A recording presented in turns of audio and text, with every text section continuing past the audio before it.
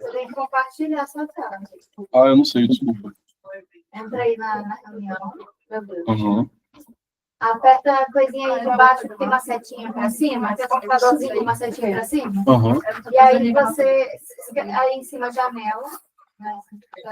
E aí clica no... Aqui, né? Ok. Aí você pode voltar no seu telefone. Não pode voltar no seu PowerPoint mesmo. Tá. Eu sou um pouco analfabeto digital. Não, fica na página. A gente vai ser... Obrigada.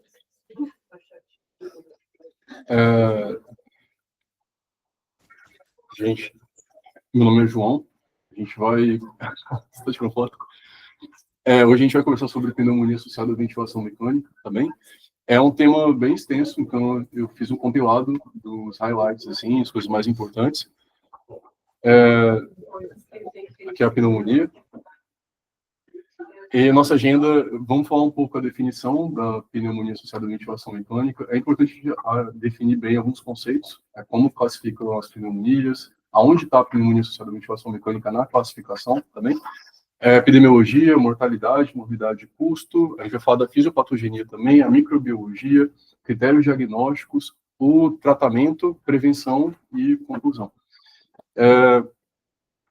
Antes de mais nada, eu queria frisar que a pneumonia associada à ventilação mecânica, ela é um subtipo de pneumonia, ela está dentro da pneumonia associada ao ambiente hospitalar, nosocomial. Essa pneumonia, ela tem um guideline feito pela Sociedade Europeia, que esse guideline é de 2017, ele começou a ser estruturado em 2013, e foi finalizado em 2017. Ele é pela Sociedade Europeia Respiratória, a Sociedade Europeia de Medicina Intensiva, a Sociedade Europeia de Microbiologia Clínica e a Sociedade Latino-Americana de Tórax. Então, ele é como se fosse, ele é muito citado nos artigos de pneumonia associada à ventilação mecânica e nos capítulos de livro também. Assim como a Sociedade Europeia lançou um guideline, a Sociedade Americana lançou também. E o guideline da Sociedade Americana, ele foi realizado em 2016. Já existia uma versão mais crua dele em 2005, que era só pela Sociedade Americana Torácica. Aí, em 2016, entrou a Sociedade de Doenças Infecto-Contagiosas Americana, e um dos representantes até brasileiro, que é o André Calil ali, ele é professor na Universidade de Nebraska, infectologista e intensivista.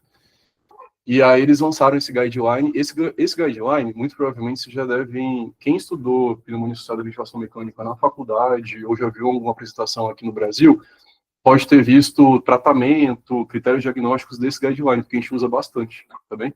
Nos capítulos de livro, o livro de medicina de emergência da USP, o de terapia intensiva também. Aí vamos conceituar bem algumas definições. A pneumonia pode ser classificada em pneumonia comunitária e pneumonia nosocomial. A comunitária, ela é uma infecção que acontece fora do ambiente hospitalar, com tempo de incubação que ocorreu na comunidade. Já a pneumonia adquirida no hospital, ela tem alguns subtipos, mas a mais prevalente é a pneumonia associada à ventilação mecânica. É uma pneumonia que o tempo de incubação ocorreu no hospital, e a pneumonia hospitalar.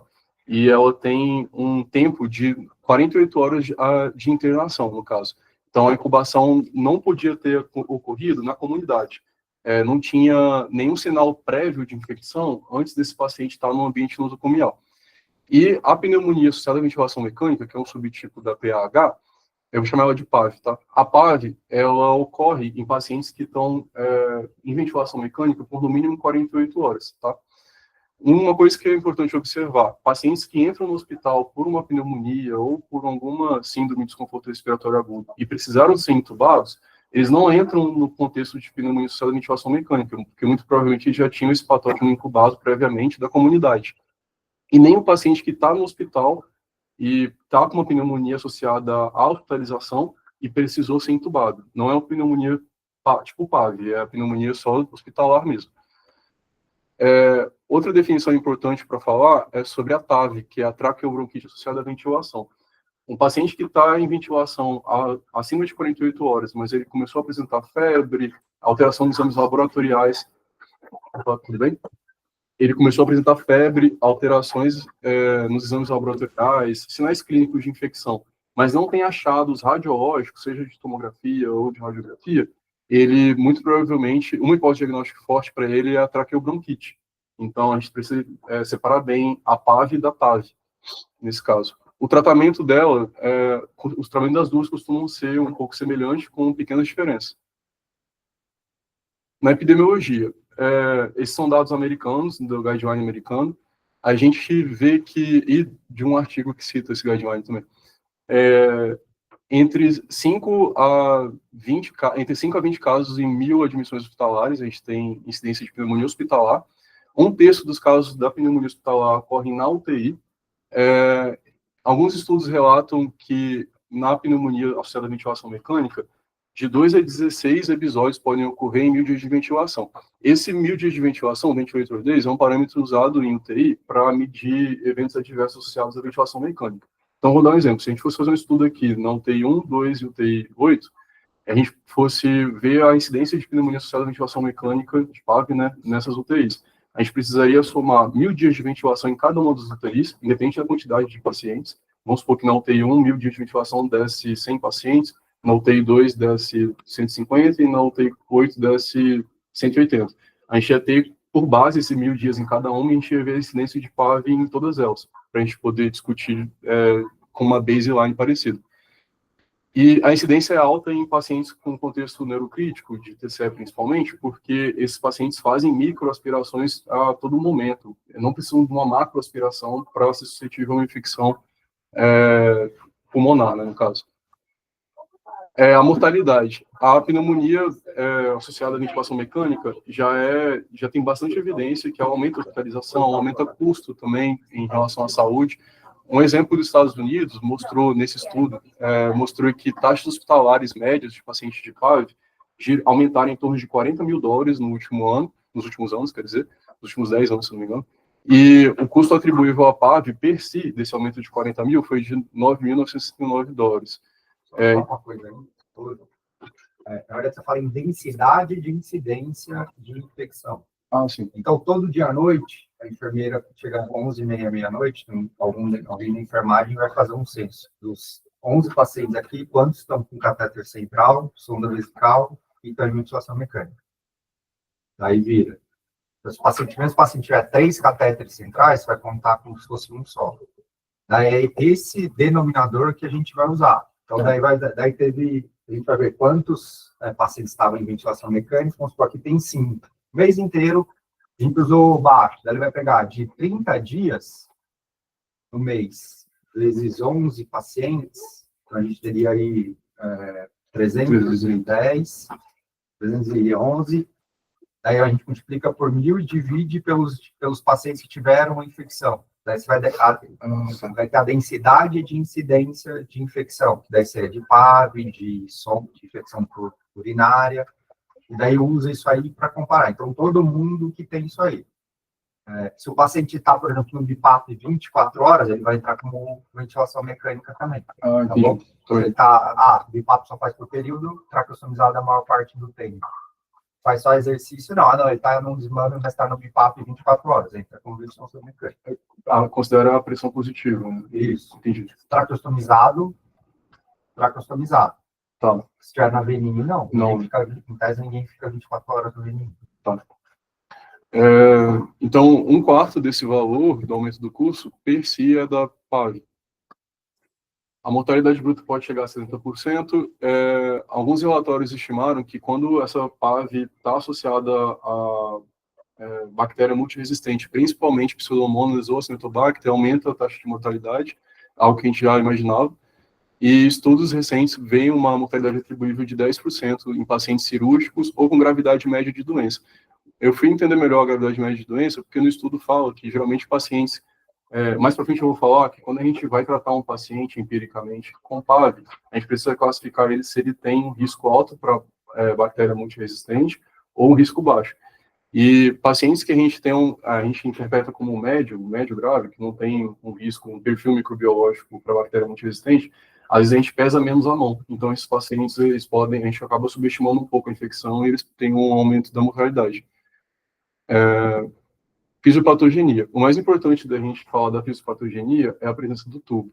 É óbvio que a gente também vai falar em contexto de fator de risco do hospedeiro, violência da bactéria envolvida e imunidade também do próprio hospedeiro. Mas o tubo é o principal fator de risco. Ele viola o mecanismo de defesa pulmonar, que é o mecanismo que impede ali o reflexo da tosse, né, da glote na laringe, que vai impedir a microaspiração. Uma coisa que eu ficava em dúvida antes também é que eu imaginava que tinha que ter um contexto de macroaspiração para fazer uma pneumonia dessas. E não, na verdade, esse paciente ele não broncoaspirou, ele está fazendo microaspiração o tempo todo ali. E aí, principalmente se for um paciente, por exemplo, que tem um puff super insuflado, acima de 30 milímetros de H2O, e aí ele fica num ambiente ali um pouco mais friável na região da situação do cuff. Então, ele faz microaspirações, está inflamado ali, então ele pode contrair pneumonia dessa forma, associada à ventilação mecânica. Eu vou falar mais para frente também sobre a situação do cuff. Então, listando, vai ter a microaspiração, pode acontecer também o desenvolvimento de um biofilme intratubo, acúmulo e goteamento de secreções ao redor do balonete desse paciente e um comprometimento da depuração mucociliar das secreções. Ele vai ter dificuldade na expectoração, por isso que é importante a aspiração. Aí eu trouxe o esquema do artigo, unindo tudo isso, né, que a gente comentou. E esses critérios diagnósticos, eles são critérios do guideline americano.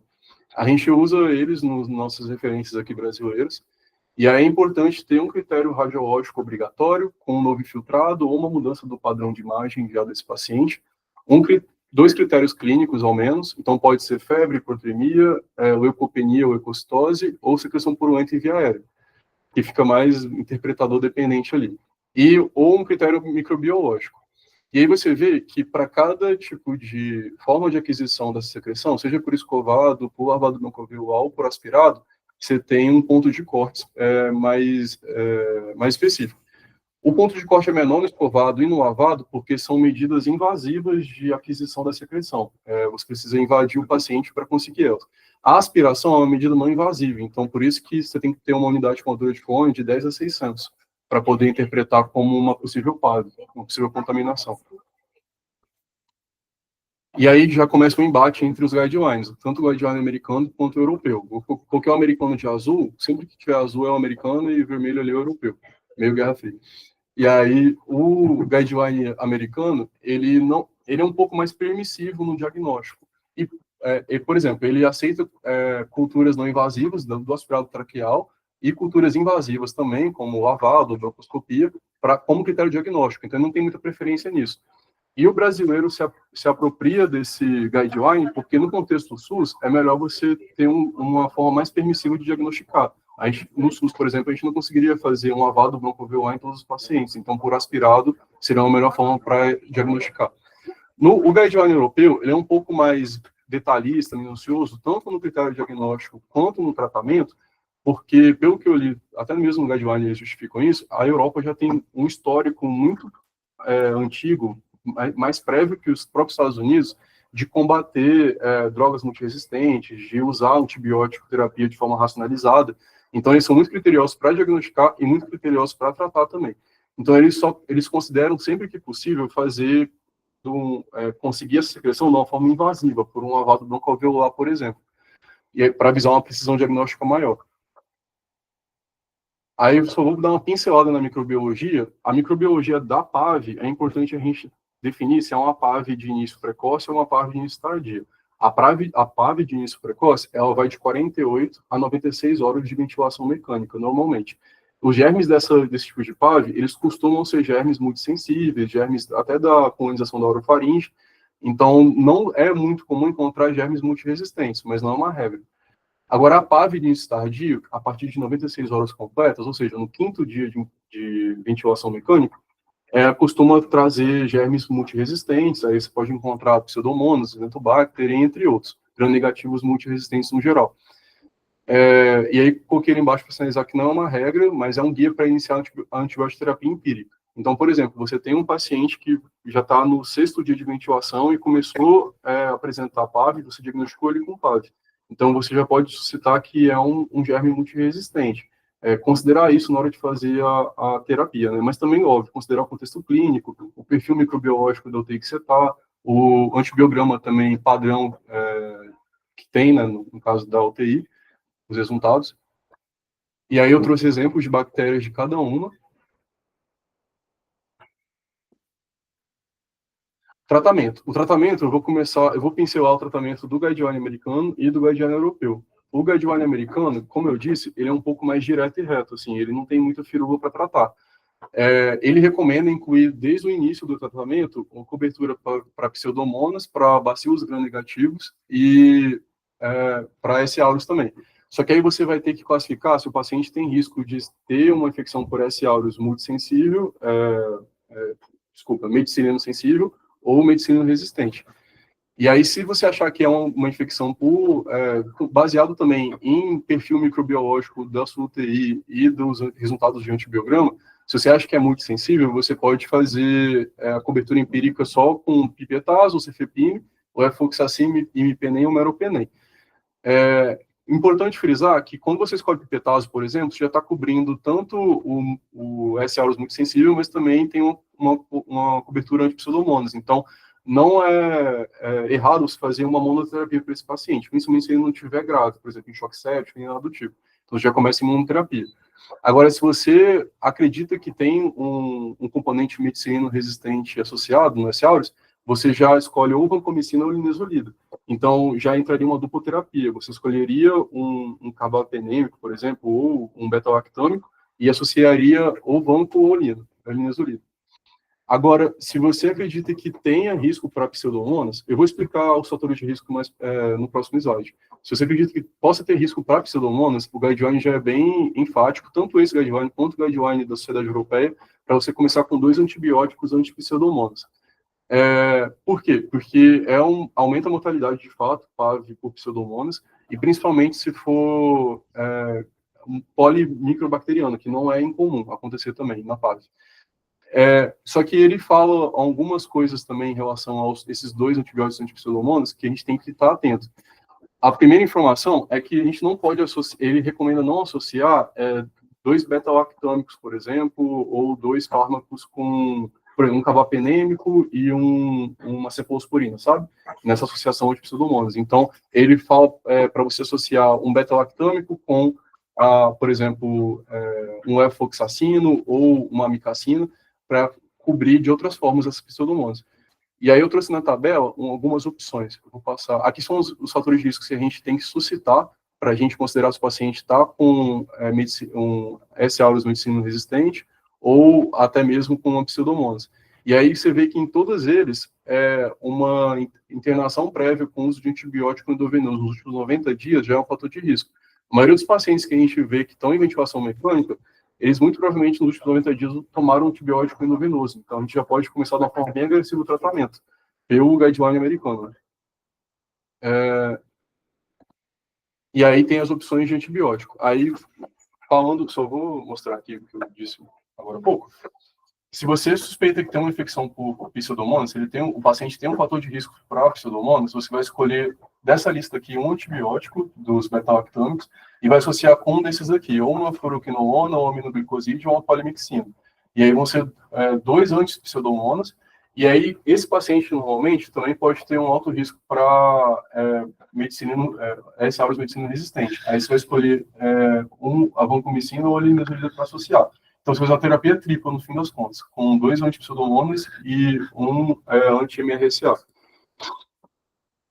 No guideline europeu, a primeira consideração para a escolha da terapia empírica é você ver se o paciente tem alto ou baixo risco para bactérias multidrogas resistentes, ou se ele está em choque séptico ou não também. Então, um paciente com baixo risco e que não está em choque séptico, que está apenas, por exemplo, com sepse, você pode fazer uma monoterapia. E aí você vai escolher um antibiótico que aborde gram-negativo e também que tenha ação anti-pseudomonas, por exemplo, pipetazo. Você pode escolher. E aí tem entre outros também, tem uma lista. Para uma população de alto risco, e aí a gente vai criterizar se ela tem choque séptico ou não tem. Se é um paciente com alto risco sem choque séptico, você vai também escolher agentes anti-pseudomonas, primariamente, e aí você pode ou não fazer monoterapia. Pode ser monoterapia ou terapia combinada, não está errado. Só que numa UTI que você tem acima de 25% dos estáfilos áureos medicinos existentes, aí pedem para você associar essa terapia do paciente que está com alto risco, mas não está em choque séptico, a linezolida ou a vancomicina. Agora, num paciente de alto risco, que está gravemente enfermo, que está em choque séptico, aí você tem que entrar para terapia tripla, igual no guideline americano. Resumindo, entre o guideline americano e o guideline europeu, o guideline americano ele já começa com um tipo de ganho em todo mundo, terapia tripla, basicamente, porque a maioria dos pacientes que estão com PAV, eles vão ter usado antibiótico endovenoso nos últimos 90 dias. Então, no critério deles, esses pacientes têm que entrar já com 2 antipseudolomas e um anti-MRSA. Agora, no europeu, ele te permite fazer uma escada, assim, você pode começar com monoterapia, depois ou com terapia combinada dupla, e a tripla só em pacientes graves com choque séptico. E com alto risco. Ainda manda você dar terapia antibiótico inalatório. Vou chegar lá. Vou chegar lá. Ó, deu spoiler, Fernando. E aí, aqui é um resumo do guideline europeu, do que a gente já conversou agora, de uma forma esquematizada. E aí, os guidelines, só voltar aqui para não dar spoiler também. Os guidelines, eles foram lançados em 2016 e 2017, respectivamente. O americano em 2016 e o europeu em 2017. De lá para cá, eles foram sofrendo algumas atualizações, mas nada que suscitasse um guideline novo. Mas foram atualizações só de respondendo perguntas que eles recebiam bastante dos leitores, né, dos pesquisadores. Aí, eles responderam algumas perguntas com forma de atualização dos guidelines. Aí, uma pergunta que eles recebiam bastante era se, no guideline europeu, essa terapia empírica poderia ser começada sempre com 2 medicamentos ou com um medicamento. O texto do guideline, ele é bem enfático de que você pode fazer essa escada, assim, mas eles responderam de uma forma resumida, porque eles recebiam bastante essa pergunta. E aí eles colocaram que em pacientes com baixo risco optar por monoterapia, aí deram exemplos de monoterapia. Só uma coisa, aqui eles colocaram ceftriaxone. No guideline americano, eles não recomendam ceftriaxone em monoterapia, porque aumenta a chance de clostridium, segundo eles. Não, mas aí ele fala aí nessa aí da ceftriaxone quando é PAV precoce também. PAV precoce. Com PAV precoce. Bem pontual, Fernando. E a monoterapia em paciente de alto risco, apenas se tiver um antibiótico disponível ali na sua UTI que cubra acima de 90% das bactérias gram-negativas, segundo o perfil microbiológico do local que você está. Senão, você tem que fazer terapia combinada, tá? Para paciente de alto risco. E aí, a duração de antibioterapia. Perguntavam bastante se pode ser de 7 a 10 ou tem que ser sempre 14 dias. O guideline europeu recomenda de 7 a 8 dias. Como eu falei mais lá atrás, eles são bem metódicos e eles lutam bastante sobre o uso racional dos antibióticos. Então, eles não prolongam até 14. Mas eles colocam num rodapé lá do guideline que sempre individualizar caso a caso, né? Então, se tem um paciente que está muito grave e só fez 8 dias, talvez precise estender. Principalmente se for infecção polimicrobiana. No guideline, perguntas que fazem bastante ao guideline americano é sobre critério, se você precisa usar a procalcitonina como um critério para iniciar a antibiótico terapia. E o guideline foi enfático para responder numa atualização que não, você não precisa da procalcitonina para iniciar, só os critérios clínicos. Só que se você tiver a procalcitonina, ela é boa para você descontinuar a antibiótico terapia. Então, eles vão só para descontinuar mais os critérios clínicos, né, no caso. Está indo muito rápido? Não. Aí eu só resumi para depois, quem for dar uma lida, as divergências dos 2 guidelines, o que eles têm de diferenças. Aí aqui a gente entra na parte de prevenção. Essa é uma atualização de 2024, tá? Que é da ECID, que é a Sociedade Internacional de Doenças Infecto-Contagiosas. Essa atualização, ela trouxe um bundle de prevenção para a gente em relação a como que a gente faz para prevenir PAV no contexto do paciente crítico. E aí eu só listei os highlights do bundle, então evitar sempre que possível intubação e reintubação, minimizar a sedação, né, para diminuir o tempo de ventilação, elevar a cabeceira de 30 a 45 graus, cuidados orais regulares, escovar os dentes. Lá é bem enfático nesse artigo que é importante não fazer só o bochecho com clorexidina, é importante ter escovação mesmo para prevenção. Nutrição parenteral precoce, quando possível, ou nutrição pós-pilórica com um paciente que tem alto risco de broncoaspiração. Usar o tubo endotraqueal com drenagem de secreção subglótica, se possível, né? E traqueostomia precoce em paciente que está há muito tempo em ventilação mecânica. E aí, esse artigo de revisão é um artigo até que saiu na Revista Brasileira de Terapia Intensiva, de uma brasileira, de 2 brasileiras, quer dizer, e ele mostra a questão da pressão do cuff na prevenção. Elas revisaram 5 trials, e nesses 5 trials evidencia que um cuff insuflado entre 20 a 30 é um cuff protetor em relação à aquisição de PAV. Só que se você insufla esse cuff de forma excessiva e mantém acima de 30, por exemplo, centímetros de água, você pode causar lesão nessa mucosa e que essas lesões ali regionais aumentam o risco de infecção, principalmente devido ao contexto de microaspiração. Aí aqui entra um estudo que está sendo discutido há pouco tempo, se eu não me engano ele é de 2019 ou 2020, que é o uso de amicacina inalatória para prevenção da PAV. É o estudo que o Fernandão ia comentar agora.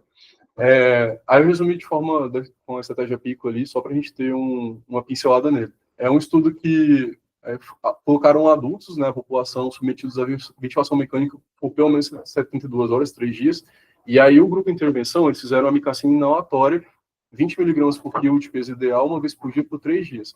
O placebo, eles injetaram solução salina, e aí, no desfecho, eles queriam ver redução de incidência de PAV nos 28 dias seguintes à intervenção.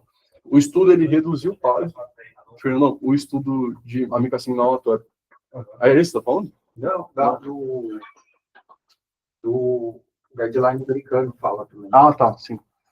E aí, nesse estudo aqui de amicacina inalatória, eles concluíram que reduziu de fato a PAV, mas não demonstrou benefício na mortalidade e no tempo de ventilação do paciente. E tinha algumas inconsistências também, limitações, por exemplo, nem todo ambiente hospitalar, nem toda unidade, né, de terapia intensiva tem aparelho para fazer amicacina inalatória e tudo mais, então tinha essas limitações no estudo. Esse estudo aqui é recente também, é o Profivap. É um estudo que é no contexto de paciente neurocrítico, de TCE. Eles pegaram, a população deles são adultos com Glasgow menor ou igual a 12, no contexto de TCE, e com ventilação mecânica por pelo menos 48 horas. Aí eles, na intervenção, eles fizeram uma dose de cefalotina 2 gramas, nas primeiras 12 horas após a intubação. E no controle fizeram solução salina intravenosa. Aí eles queriam como desfecho ver a incidência de PAV precoce. Aí esse estudo reduziu significativamente no grupo intervenção a PAV precoce. Foi 14% da intervenção contra 32% no placebo, tendo uma redução relativa de 56%. Esse estudo também tiveram algumas limitações, principalmente no que tange a parte de... ele foi duplo cego, foi placebo controlado e randomizado multicêntrico. Só que parece que em um parágrafo desse estudo fala que na questão do multicêntrico, em alguns centros, não sabe se foi feito de forma adequada, respeitando as 12 horas pós-IOT, entendeu? E aí tem esses vieses assim. Mas foi um estudo que teve uma evidência aí, com uma redução de risco de 56% e dentro de um intervalo de confiança aí, ok, justo, né? A mortalidade no grupo intervenção de PAV tardia foi maior? Você selecionou a bactéria? Sim, se eu não me engano, sim, foi. Tinha até um gráfico dele, mas que eu não coloquei. Deixa eu abrir. Mas que é interessante, porque... Antibiótico profilático e só que o cara seleciona a bactéria e morre mais tarde. Eu acho que não lembro de não. Não, desse daí? Os dois, que tá aí, mas esse paper foi publicado no Intensive Care do Congresso Europeu depois. Eu não sei se estou confundindo com o da amicacina, mas teve um que teve maior, assim, aí por isso que era até um dos fatores de viés do estudo, sabe, de conflito em relação a estudos posteriores terem que esclarecer isso melhor. Mas não foi desse, então. Não. Tá. Que esse aí você trouxe só o protocolo do estudo, né? O piloto. Depois teve o estudo mesmo que foi publicado. Não, esse daqui da BMJ é o estudo, né, também. Não, ele é o protocolo do estudo. Depois teve a publicação oficial, grandona. Ah, tá. Eu li esse daqui, tipo, esse maior. É o mesmo grupo. Enfim, aí concluindo, aqui são as referências que eu usei, é importante a gente ter em mente se você tentar usar os dois guidelines, talvez, tanto o europeu quanto o americano, talvez você acabe se confundindo ou se perdendo um pouco no manejo do paciente. Então, acho que é importante escolher um guideline para se ater e a partir de um desses você fazer tanto o diagnóstico, o manejo terapêutico também, Os guidelines diferem pouco entre si, mas, de toda forma, eles têm critérios diferentes para tanto avaliar o paciente para antibioterapia empírica e antibioterapia definitiva, quanto para a retirada do antibiótico também. PAV, pelos estudos também pelos artigos que discutem PAV, a maioria dos estudos falam que PAV é uma infecção bastante grave em ambiente de terapia intensiva e que a gente não pode subestimar. Então, quando a gente vê o guideline europeu falando sobre o paciente de baixo risco, faz monoterapia, pode começar com ceftriaxone ou algum outro tipo de antibiótico, às vezes eles estão superestimando, até uma crítica que é feita em outros estudos americanos ao guideline europeu, que eles estão subestimando a virulência e a capacidade desse paciente de piorar, sabe? A virulência bacteriana e a capacidade desse paciente piorar. Então, talvez abordar de uma maneira um pouco mais agressiva inicialmente é mais interessante. Gente, é isso. Alguém tem alguma dúvida? Tem alguma coisa sobre a aspiração? Aspiração do tubo. Eu li só naquela parte de prevenção do bundle mesmo. Que aí, se você... Isso, se você faz aspiração, é uma medida protetiva de prevenção da PAV. Aí, tipo, todo mundo tem indicação. Todo mundo tem indicação. Eu não lembro exatamente se todo mundo estava entubado tinha indicação, mas estava dentro do bando, só que aspiração frequente, sabe? No sentido de... no bando, você viu? Esse daqui. Esse foi um artigo da ICID de 2024, e aí em 2024 eles atualizaram um bando de prevenção da PAV, em contexto da terapia intensiva. E aí eu resumi o bando deles, no artigo tinha a questão da aspiração, acho que eu não coloquei aqui, né? Mas tinha. Só que eu não lembro exatamente se todo paciente em ventilação no artigo você especificava que merece a aspiração, mas falava que a aspiração com frequência, mas de forma individualizada para cada paciente, dependendo do contexto da secreção. Aspiração não todo mundo. Não precisa fazer, se tiver secreção, de forma regular. A questão é que é melhor usar. Você vai usar um trachecare, aspiração aberta ou trachecare? Depende do contexto, por exemplo, você não pode despressurizar o paciente. Você não pode despressurizar. Por exemplo, trachecare, você tem menos pressurização e risco de contaminação. Agora, por exemplo, a gente pode fazer outras coisas. Usar luva estéreo para aspiração. Não. E ainda mais com o trachecare, né? Mas onde você não tem trachecare? Mas usa só uma luva ainda, né? Fernando, você pensou assim. Pode ser aquele indiano, né? Hipoxemia não entra como critério diagnóstico de PAV? Piora da relação? Piora da relação entra. Tem duas coisas assim. A Sola foi bem para orientar um diagnóstico global e manejar o tratamento. Foi bem legal. Algumas coisas só que daí, por exemplo, no critério hoje, a gente usa assim, você usa o critério do CDC e ele não fala mais só em pneumonia. Hoje ele fala em eventos relacionados à ventilação mecânica. Legal que ele faz um padrão assim, você entubou, daí você passa a contar todos os pacientes em ventilação mecânica, quem desenvolve tractobronquite, quem desenvolve só, por exemplo, uma piora de hipoxemia sem fechar critério de PAV, daí isso vai chamar de eventos relacionados à ventilação, até o grupo que vai ficando só com a pneumonia. Então, isso lá. E daí, por que é importante você ter na cabeça isso? Primeiro, tudo bem, fez uma febre, você vai tratar, mas como intensivista e futuro coordenador ou diarista de UTI, às vezes tudo se encaixa em PAV e não encaixa em PAV. E daí você vai ter discussões com CCH, com convênio, então você precisa saber os critérios. Acho que você deveria só ter trazido o critério nosso, da Anvisa. Tem algumas coisinhas diferentes, só apesar da base grande ser o CDC, tem algumas coisinhas grandes aí. Mas basicamente vai levar em conta se o paciente teve febre, o agente que isolou, se tem piora do raio-x ou imagem, os critérios da microbiologia ali, tá? É bem parecido isso aí, modificar muito pouquinho aí. Eu trouxe, esse é o da Sociedade Americana, né, que eu coloquei. Mas mesmo da americana, Aí que guia todo mundo é o do CDC, tá? Mas é do Centers Disease Control. Tá. Então, ele que orienta todo mundo, e segue daí de base. Mas, basicamente, ele tem filtrado novo, mudança do padrão da imagem, 48 horas, febre, Você sempre vai contar isso, dias de ventilação, quando você vai 48 horas, então são 2 dias calendário de ventilação, catéter, porque isso pode ser, não, eu entubei ontem, mas tem que ser 2 dias calendário e não 48 horas exatas. Isso às vezes faz diferença se você vai definir precoce ou não, a CCH vai contar como pago ou No não, contexto vai jogar para onde isso aí. da incubação, né? Então, Você não conta 48 horas da incubação, você conta 2 dias. calendário. Não faz sentido isso, Fernando. Cara, mas se você entubar hoje, amanhã, você não vai esperar as 48 horas. Então, tem um dia hoje, um dia amanhã. Ah, vai dar... entendeu? Entendi. Achei que você contava, tipo assim, amanhã e depois. Porque eu falava, a bactéria nem sabe que é 40 horas no dia. Mas é 2 dias calendário, que precisam uniformizar. Precisam uniformizar. Então, com critérios absolutos para você ser comparado, poder fazer benchmarking. Se não, entubou 10, você dá um miguezão ou não, entubou mais tarde, não vai entrar 48 horas. Já entendi. Então, é para contar mais precoce mesmo. Isso aí, é para contar dias calendário. D0 de intubação. É D0 e D1, entendeu? É um D1, D2.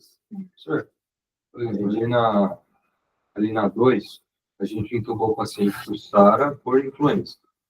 Aí depois, quando foram fazer a traque, tinha uma aspergilose, mas estava no tubo,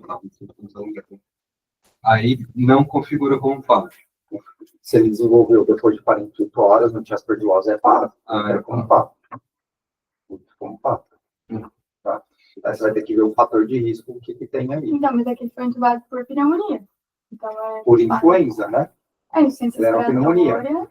Se você, que daí você pode desenvolver, foi entubado. Daí ele teve uma nova piora, voltou a ter febre, piora do raio-x, voltou a ter piora, e daí ele entra nisso. O que acontece é que você não vai ter nunca 2 PAVs na mesma internação, ele não vai contar 2 vezes. Então, você foi entubada por influenza. Estava próximo do desmame, tudo isso, voltou a piorar, piorou a hipoxemia, voltou a sedação, isolou daí uma pseudomonas. Bom, você fez uma PAV, você tratou a pseudomonas. Foi para tracto, está quase saindo do ventilador, infecta de novo, dessa vez por uma KPC. Não vai entrar como a segunda PAV. Período pelo menos de 15 dias. Não vai contar. Mas esse cara fica entre 2 anos aí. Daí é outra história. Porque nem tem na literatura, não tem PAVs, nem na literatura para definir que vai ter doente 2 anos de ventilação mecânica aí. Tá? Mas você não vai contar pela mesma infecção, geralmente na mesma internação, não conta. Para critérios de CCIH. Mas quantos dias tem que ter? De diferença para poder contar? É mais de 15 dias. 15 dias.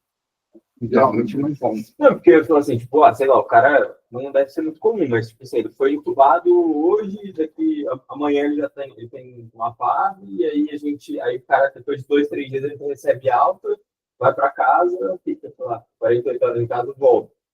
Não seria uma nova PAV. Se você estudou, vamos falar, foi infecção de corrente sanguínea. Daí ele teve alta, você tirou o catéter, você estudou o doente. Se até em 48 horas, 2 dias calendário, ele começa a fazer febre, aparece uma imagem, entra como papo, entra como papo. Daí, acho que o principal, e a maior parte das vezes, é gram negativo. E daí, depois de 5 dias, você vai ter que sempre dar uma droga para cobrir pseudomonas. Daí, de usar 2 drogas, isso aí, e praticamente acabou. Você vai ver o perfil da sua unidade e vai cobrir pseudomonas. Ou vai dar o TAG. Você sabe, tem 30% de resistência a tazocina. Já vai definir se vai para carbapenêmico ou não. Sim. O estáfilo depende muito do local e às vezes perfil do paciente. Para você dar. Mas geralmente você vai só fazer a cobertura gram negativa. Tem um parágrafo no guideline americano que até comenta que muito das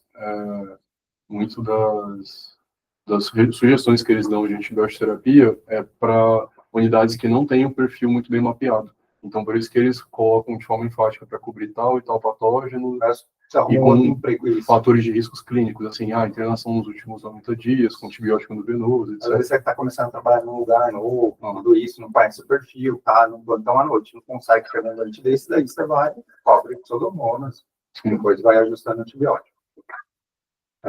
Em relação à prevenção, então o bando hoje primeiro, despertar diário, tentar desmamar. Entubou, já começar a pensar nos planos, fazer despertar diário, cabeceira elevada.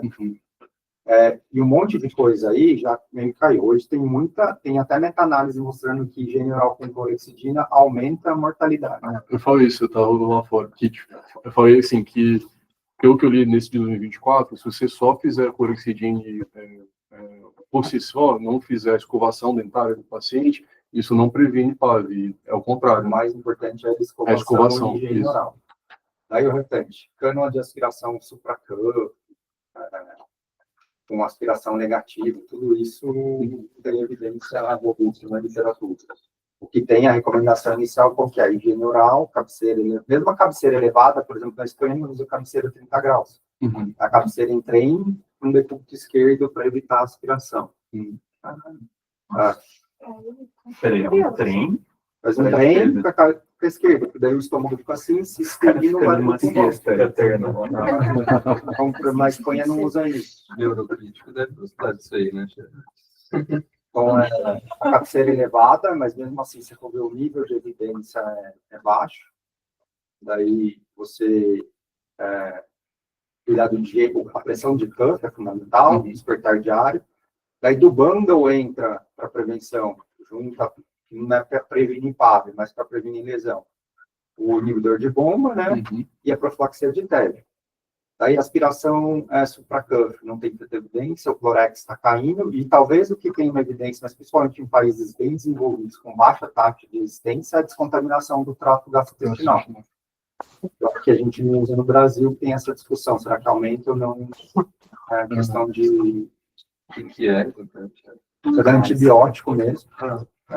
Geralmente é CIRG e cobramicina ou amica, você pode dar uma dose, às vezes, EV, e depois deixa pelo trato gastrointestinal para você diminuir a colonização por gram-negativo. Diminuiria a colonização do Então, basicamente porque na fisiopatologia, do jeito que ele falou, depois de 2 dias, tem o trabalho da década de 70 que mostrava lá, que depois você muda, já 48 horas numa doença aguda, você muda a colonização para gram-negativo. E daí eles, seja por broncoaspiração, fazendo um gozinho, faz pneumonia hospitalar, e daí mesmo com o campo você não tem proteção, daí muda isso aí. Então, é a descontaminação aí. E daí, o que mais? Daí, talvez, no diagnóstico, às vezes, que vai ter algumas coisas de painel molecular, e o que tem agora é análise de gás volátil. Você aspirar, colocar um medidor de gás no tubo e ver produção, se tem produção ou não de bactéria por gram-negativo, assim, talvez no futuro seja isso. Isso é da conta. Pior a página. Não, vai dar conta, vamos ver se vai melhorar a página. Não, você desperta rápido, depois que eu bato. Mas aqui no Cílio não dá para fazer um estudo desse, aqui não tem base. Pode pegar respiro, você dá conta e fica bem. Não, você já falou. Como que vai multiplicar desse jeito? Mas estudem isso de prevenção, critério diagnóstico da Anvisa, que isso cada vez mais está caindo nas provas de título, né? Tanto de CS, PAV e tudo relacionado à sonda. Do CDC. Da Anvisa. Da Anvisa. Que é baseado no CDC, mas o manualzinho da Anvisa é grande, tem umas 100 páginas, mas está bem fácil de interpretar. É o da Anvisa, aquele de 2020, né? É. Eu mandei aqui. Muito bom. Obrigado.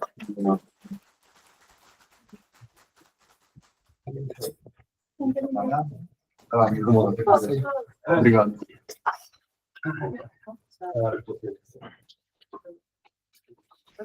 Você chamou a TDC. Ô, Emília, meio positivo. Nossa, super, então. No supermercado, cara. Então, muito bom.